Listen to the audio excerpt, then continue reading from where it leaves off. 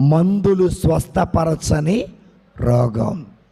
రక్తస్రావ స్త్రీ, డబ్బు స్వస్థపరచని రోగం. యాయిరు కుమార్తె రోగం, డబ్బు స్వస్థపరచని రోగం. శతాధిపతి సేవకుని రోగం, డబ్బు స్వస్థపరచని రోగం. డబ్బు స్వస్థపరచని రోగాన్ని యేసయ్య స్వస్థపరిచాడు. డాక్టర్లు స్వస్థపరచని రోగాన్ని యేసయ్య స్వస్థపరిచాడు. సీమోను అత్త విపరీతంతో జ్వరంతో బాధపడుతుంది. డబ్బు ఆమెను బాగు చేయలేకపోయింది.